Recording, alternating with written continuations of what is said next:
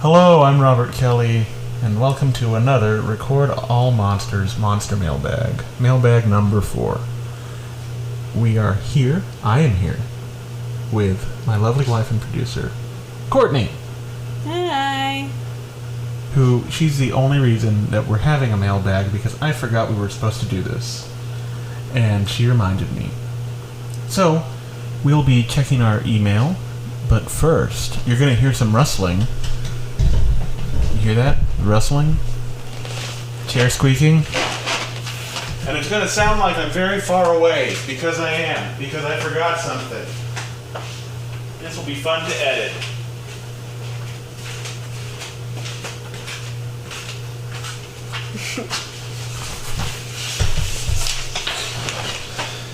Nothing but professionalism here. First of all, before we get into the mailbag, I wanted to tell you guys that we did it. We got nominated for a Rondo Hatton Award for Best Multimedia Website. So first of all, thank you so much. It was you guys, the listeners, who got us nominated. I know if it had just been me and Courtney sending a couple of emails to the guy who runs the Classic Horror Film Board, that wouldn't have done it. You guys put us over the edge, and I hope you'll consider actually voting for us now. We'll go into it more at the end of the episode, how to vote.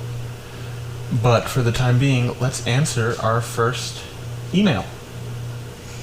Okay, so we're still answering Benyos. Because we answered some of them in our last mailbag, and here are a few more questions. I have a recurring debate with my friends that I'm hoping you two could clear up. Is Jurassic Park a giant monster movie? So, I hate to say it, but I don't think we're going to clear anything up here. I personally do not consider the first 3 Jurassic Park movies to be giant monster movies. Now, that my reasoning is the same that I don't consider The Lost World from the 1925 to be a giant monster movie, and that's because they're trying to portray the dinosaurs as realistically as science allowed at the time. And you can see, I remember when I was a kid and Jurassic Park 3 came out, they were bragging about how scientifically accurate their dinosaurs were in this one. The velociraptors had feathers on their heads now, and so to me, just because of that, I don't really think so. Now with the Jurassic World movies, yeah, those are giant monsters. They are just genetic mishmashes, and the movie, D.D. Wong admits, he's like, these aren't dinosaurs, they're monsters. So those are monster movies, and I know, Courtney, I believe you disagree with me on that. Yeah, I think that they are, because they are framed like monster movies. There's chases, people die, things get destroyed. I mean, it's not like, here is a dinosaur and we're gonna learn about it. No. These things are effing things up, left and right. So, also, Jurassic Park is still like chef's kiss perfection. Jurassic Park is it's definitely one of my favorite movies ever, probably one of the best movies of all time. Like, there are scenes... Like in terms of blockbuster. I'm sorry, I keep interrupting you. No, it's okay. There are scenes in there that I feel like will be pretty timeless for a while, you know? Forever, really. And, like, for example, the kitchen scene. Mm-hmm. Nothing has terrified me more in my life than that scene. And, well, I'm exaggerating, but, like, you know what I mean. I think that they're monsters. They're creating terror among these people. They may have lived at a certain point, but as far as the way that they're being used in Jurassic Park, they're being used as monsters. So Courtney, would you consider nature run amok films to be monster movies? what Like Grizzly or Day of the Animals or Jaws? No, because those are animals that are living here and now. Okay, so I'm not saying you're wrong. I mean, this is all a matter of opinion. My theory, or my opinion, is kind of an extension of what you said there, because they're supposed to be real animals. That's just how I think about it. That's why, I wanted to talk about Dinosaurs, so I put it into a quick look. By the way, you like Dinosaurs, right? Yeah, it was cute. In some parts. In some parts. But because it's, they're trying to do dinosaurs as just dinosaurs. Yeah, Steven Spielberg definitely saw that movie. So I'm sure that doesn't answer your question in the slightest, but I guess if we're going to settle on one answer, it depends on what you consider a monster. And if you fall on Courtney's side of things, then yes, it's a giant monster movie. What do we got next, Courtney? Your theme music has been stuck in my head ever since I listened to episode 1. What is it from? Well, Ben, it is from me. It's an original composition that I put together. I am also an amateur musician. In addition to this, I don't subject my music on a lot of people. I used to have a couple of bands. I play guitar, harmonica, a little piano, organ. I used to play the accordion okay, but it's been a very long time. He has a toy one now, though. And I do okay with that. Play banjo, mandolin, ukulele.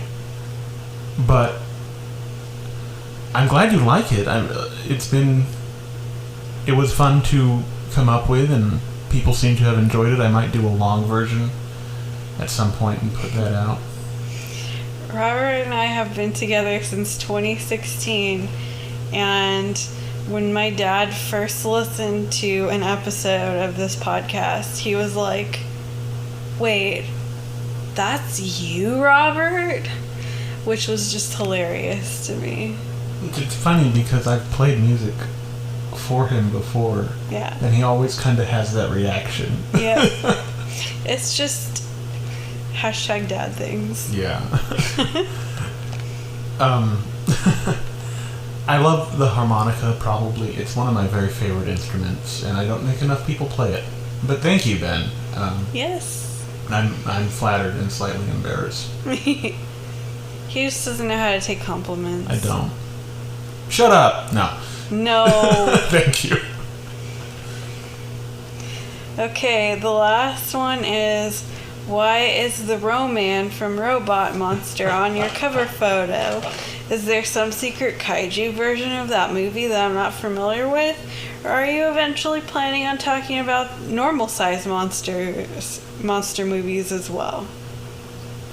So to answer those questions,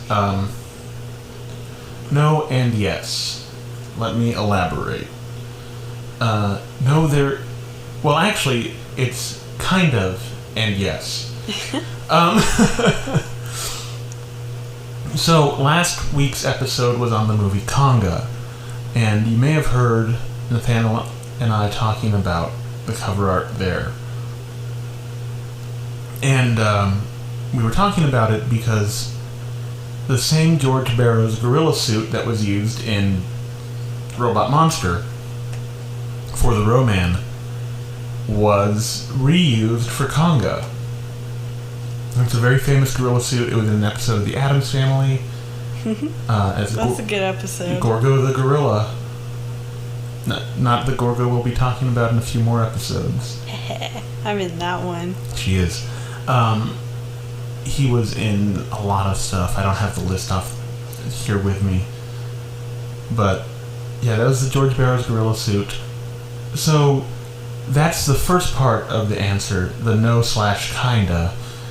And the yes, will I be eventually covering giant monster movies, is also really more of or non-giant monster movies? Yeah, normal size monsters. That's a tentative yes and a hard maybe.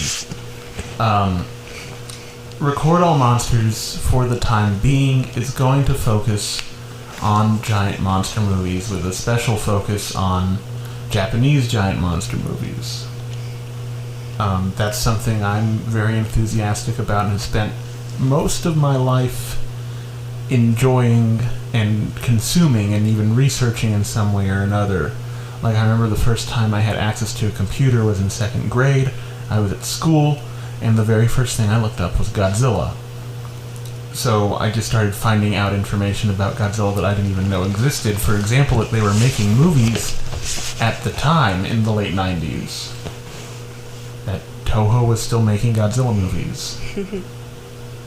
So, my current plan with Record All Monsters is kind of laid out for the next few years with a narrative of giant monster movies that will bring us up to the present day, eventually. After that, depending on if I still want to do this, because I'm having a lot of fun, but it's early. Most of this season of Record All Monsters is already produced to some degree. The interviews we're doing kind of as we go, and so same with the quick looks and mailbags and the in-between things. Mm-hmm. You guys should send us more emails. Send us more emails at recordallmonsterspod@gmail.com. Because this is fun. This is a lot of fun. It's a lot more fun than when we were just reading surveys. Indeed. But, so my plan is, after talking about giant monster movies up to the present day, I'd like to dive into the Universal horror cycle. That's like 31 films, I want to say. And so that would be another season of the show. And after that, maybe dive into the Hammer cycle. Ooh. I love movies in general. I love genre movies especially. Our Blu-ray collection is like, 95% weird niche genre movies. Yeah. Blood and Lace. Because, just gonna read some off the shelf right now. Don't Be Afraid of the Dark, The Wicker Man, Suspiria, The Lighthouse, Texas Chainsaw Massacre, Sleepaway Camp, Return of the Living Dead, Midsummer, Blood and Lace, Night of the Comet, Night of the Comet is one of my favorites. The Colossus of New York, Black Sunday, Phantom of the Paradise. We have a bunch of these movies, and I love them, and Courtney loves them, and we want to talk about them. Weird movies are so fun. So we hope that answers those questions. Now, last time we did get around to the Kongzillathon, or not the Kongzillathon, that's another thing that I'll plug some more later. We did talk about Godzilla vs. Kong a little bit last time. Mm-hmm. A lot more marketing has come out. We're a lot closer to that release date. I'm very excited. We are excited about the merch that's coming out too. For example, there's a board book that we're real excited to get for our nieces and our brand new nephew, Killian. Yes, we have a brand new nephew. He's very large and for very our cute. baby. Very cute. But it's called, what's this board book called? Godzilla and Kong. Sometimes friends fight. It's so cute. Some pages for it are online, and it's very cute. There's a picture book about Kong. I think it's called Kong and I, or Kong and Me. I think it's Kong and Me. Both of which I've ordered for our library. Let's see. did order some of the pops for you. Oh, thank you. That's very sweet of you. For sure, one of the ones that's the Howling. Oh, the one with Kong beating his chest? Yeah. Thank you. I liked his little face. Yeah. Yeah. You can't see it, but I'm making the face. Yeah. So hopefully they come out with some more cool stuff like that, and like we can actually find it and stuff, because there's like one store in our town now. Yeah. Lots of places have closed, unfortunately. Unfortunately, a lot of places have closed due to COVID. Yes. We lost our Alamo Draft House, which is very upsetting. But there are some farther, like, within reasonable distance. Yeah. But the one in town here has closed, and we're very sad because that's also where we had our first date. That was our first date. But also, that's where we had our trivia team, the Tri-County Wallabies. Yes, Walla Walla Walla Walla Walla. That was our cheer. Yeah, with our friend Barrett. We had for... And sometimes our friend Laura. Yeah, well, how long did we do that? Well, Barrett and I did it first by ourselves for like a year. Yeah. And then you and I started dating. Yeah. And you started coming along, and then Laura started coming. I think we had the team for like maybe 3 years. Yeah, that was really fun. We qualified at one point for the regional championships. Yeah, but I couldn't get off from work, sadly. And we really needed Courtney. Mm-hmm. So you may have noticed, I have lots of niche knowledge. And so did Barrett. Barrett's a rocket scientist. Barrett is literally a rocket scientist. He was our math person. He answered all of our math and science questions. I didn't have like a specific role because a lot of my knowledge is very like useless and esoteric. I'm pop culture / history / literature. And yeah, we really needed her. Barrett was also our strategist. Yeah, he knew how much we had to gamble to win. Because the way our trivia, the way they played it worked, they had a point system, and you would bet points in the final round. Mm-hmm. And there were numerous nights where we won specifically because of how Barrett bet. Yeah.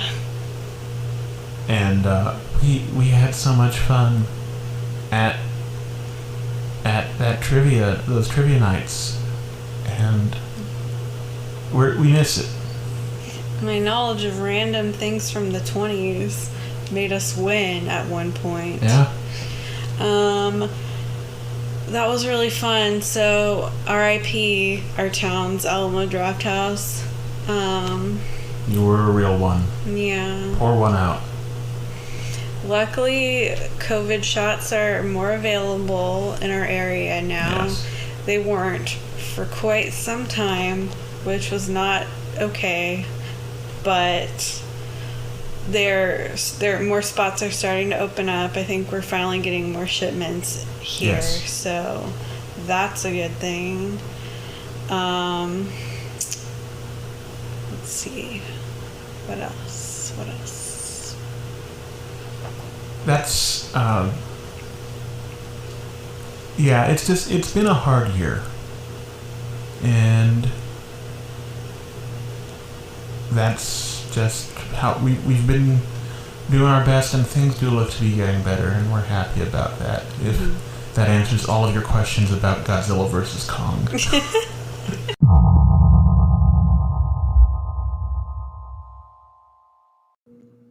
Hello, I'm Robert Kelly, host of Record All Monsters, and this is an ad for Anchor. That's right, an ad for Anchor. If you haven't heard about Anchor, it's the easiest way to make a podcast. I was super intimidated to start this podcast until I heard about Anchor, and there are a number of things that made me feel more at ease to begin. First of all, it's free. They have creation tools that allow you to record and edit your podcast right from your phone or computer. They distribute your podcast for you so it can be heard on multiple platforms, including whatever one you're listening to. And you can make money from your podcast easily with no minimum listenership. All you do is enter your information. Anchor takes care of the rest. It's everything you need to make a podcast in one place. This is the mandatory call for action that I have to read out now, but it's true. You can download the free Anchor app or go to anchor.fm to get started. I've been Robert Kelly, host of Record All Monsters, and this has been an ad for Anchor.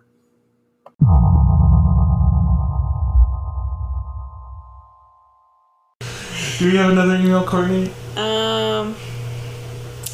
Yes. Alright. But also, for Godzilla vs. Kong, we're gonna have some fun with that. Yes, we are. Now, it's not going to be right when the movie comes out. I want to give you quality content. So it'll be in late April that we'll talk about it through a quick look. It's actually going to coincide with our episode on the original King Kong vs. Godzilla, which I scheduled this show to come out in such a way that our King Kong vs. Godzilla episode was going to coincide, or was going to come out the week before Godzilla vs. Kong. And then they moved it up. So, that's, we may be able to move some things around. the narrative structure in the essays. Yes. It's not gonna let it happen. I gotcha. Well, we're gonna go see it at our local drive-in, and it's gonna be fun with some people. So we are, but also the day it comes out, I'm gonna watch it on HBO Max. yes. Maybe even just like at midnight by myself. Like I'm just gonna get up and turn it on. Maybe, I don't know. I'm really excited. Okay, the next email is from Tubi. Oh. Your new watch list is ready. Just in and trending now. Bunch of Tyler Perry stuff. Underworld. What Tyler Perry stuff? I Can Do Bad All By Myself. And Diary of a Mad Black Woman. Oh. Patriots Day, Southpaw. The Marine. Crank 2. High Voltage. Domino. Starring Keira Knightley. Oh. The Hurt Locker. Alias. Sorry, I liked that show when that was on. Devious Maids. What? Devious Maids. I think it had Evil Longoria in it. Devious Maids. More like Evil Longoria. Oh. Yeah, no, actually she seems to be a very nice person. I just meant because it was called Devious Maids. I love that she will still do H-E-B commercials. Yes. H-E-B. God bless H-E-B. I have an H-E-B belt buckle. It was my grandpa's. In case y'all don't have H-E-B where you are, they are like the biggest grocery store in Texas. And they do a lot for the community as well. They do, and honestly, Texas only survived COVID because of H-E-B's prep. Yeah. They knocked it out of the park. And in the winter storm that we had the past couple of weeks. Which, and also, Ben, thank you for emailing us and checking up on how we were doing. We really appreciate that. Very sweet. So we're lucky. But a lot of people weren't, and and H-E-B stepped up a lot. We're not sponsored by H-E-B. They just really make a good showing here locally and throughout the state. Yeah, they put their money where their mouth is. They do. And my grandpa worked for H-E-B for 25 years as a meat cutter. And not a butcher. Not a butcher, meat cutter. He was always very proud of that. And I'm always very proud of that. And they were good to him. So. They were very good to him. So H-E-B, not racist. Not racist at all. Well, not that we've seen. Yes, yeah. that we know of in our lives and what we've seen. In our experience. And I've experienced racism just about everywhere in this town. Which I love dearly. The town. The town, not the racist. Oh, I'm going to have to edit so much. Don't you want to hear the popular picks? Yeah, let's hear the popular picks. Big Mamas, Like Father, Like Son. Annie, the new one.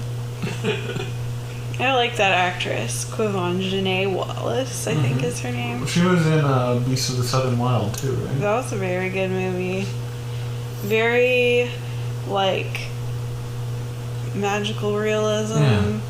Did you see it? Yes, I did. I liked it. It has one of my favorite scores of all time. The score's so good. I tried to get my oldest sister to watch it with me. But she's like, it just sounds like an Oscar bait movie. No. It was so good, and she was so good in it. Anyway, the last of these is Tyler Perry's Medea's Tough Love. I think all of these were chosen by members of your family. Yes, my mom, probably.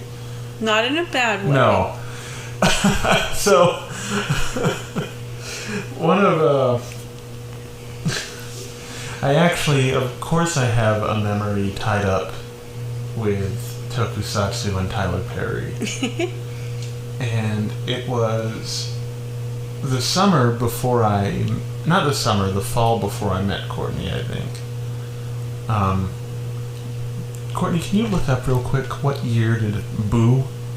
A Madea Halloween come out? Let's see. 2016. Oh, so it was It was like right around when we started dating. right when we started dating. My family dragged me to see Boo! A Madea Halloween. Very much against my will. Nothing against people who like those movies. Enjoy what you enjoy. I mean, I have devoted an entire podcast to, and pretty much all my free time, to giant monster movies.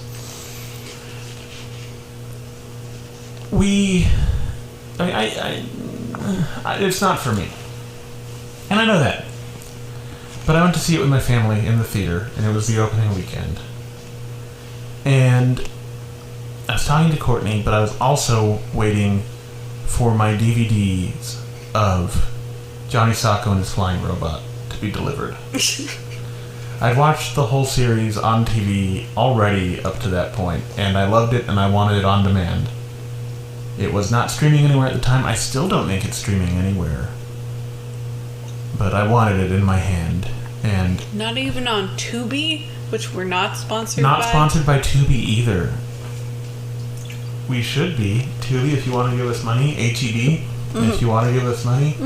They do sponsor podcasts. They sponsored the Hank the Cowdog podcast. Matthew McConaughey has a lot of pull in Texas. He really does. Like, more than you think. You think it's a joke, but no. Continue. So, I got home kind of disappointed with the movie in that I had spent 2 hours doing that.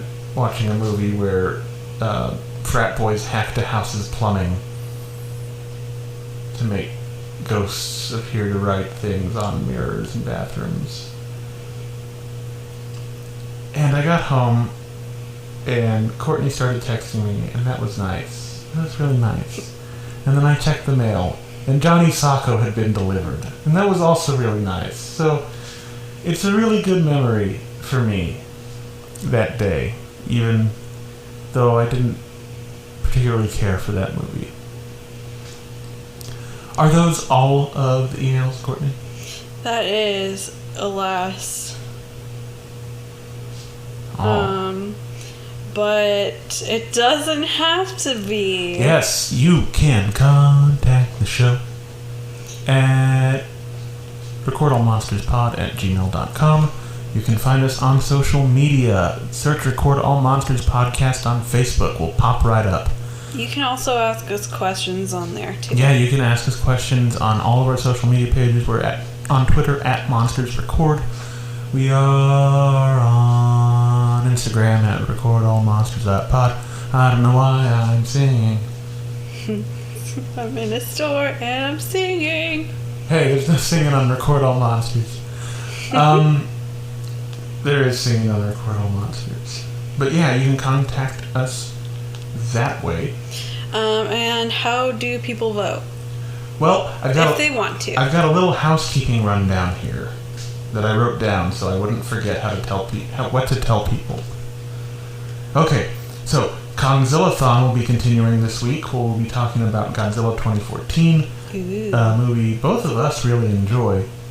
But you can check out my thoughts on that over on Kongzillathon. We're finally in the MonsterVerse movies, so that's fun. For the Rondo voting, first thing you're going to want to do is go over to rondoaward.com, RONDOAWARD, rondoaward.com. Press enter on the website, and that'll take you to the blog. And the blog has the nominations posted. It is a very long ballot. Most of the categories have like 10 to 20 nominees. The way the rondos are awarded, there is one winner, usually 2 or 3 runners-up, and then 4 or 5 honorable mentions. Because the field of nominees is so large. But thank you again to everyone who really nominated the show. Really, thank you so much. But what you'll do is you'll copy the ballot off the webpage, paste it into an email to taraco@aol.com. That's TARACO@aol.com. You know the drill there. Copy the ballot if you want to vote on the whole thing. There's a lot of great categories there. And going over it is also just going to make you aware of some great horror-related stuff that's come out, like Blu-rays that were released this year. Like, there's a new Blu-ray transfer of Brides of Dracula, the Hammer Peter Cushing movie. It's amazing. It's great. There's a new... The movie's amazing. The Blu-ray looks beautiful. We don't have it. I saw some of the restoration online. It was gorgeous. But yeah, there's a lot of cool stuff. Art books. One of the books we have that we got recently, that Night Gallery book, Courtney. Oh, yeah. That's nominated for the best nonfiction book, as is this wonderful book that's chronicling Peter Lorre's appearances in cartoons. Oh. So just a lot of cool things to be made aware of by going through that ballot.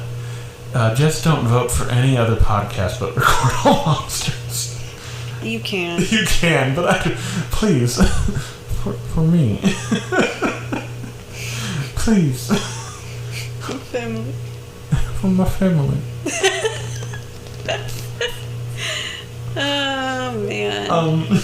How that Night Gallery book backed on Kickstarter, and it's really cool. It's a very good book. It's the paintings from Night Gallery and little blurbs about the artists and the episodes. Wonderful. I have a few guest spots coming up in the future. I don't know how much I can say yet. They are fun. They are exciting shows. I will give you more information as that becomes available. Finally, coming up next week, Reptilicus with Chris from Gargantucast. That was a lot of fun to talk to him. That movie is always a blast to watch. It was on TV just the other day. And it's always fun to find those movies in the wild. And then coming up here, I've done some rearranging. I was going to take a break after that, but I decided we're going to do a quick look at Colossus of New York. Oh. One of 4 movies directed by Eugene Laurier, who we've talked about 2 of his other movies, and the week after that, we'll be talking about his final directorial effort, Gorgo. And Courtney's the guest on that because she loved that movie very much, and justifiably so. It is very nice. Then I'll probably take probably take a break that first week of April, but there will be something in the feed, regardless. There will be something. Maybe that's when I'll put out the full-length version of the theme song. So, that's it for us here. Today, this week, tonight, just right. I say tonight because we're recording at night, but this episode will be coming out in the morning, and I don't know when you listen to it. But all that said, remember that monsters are your friends, and we will see you next time.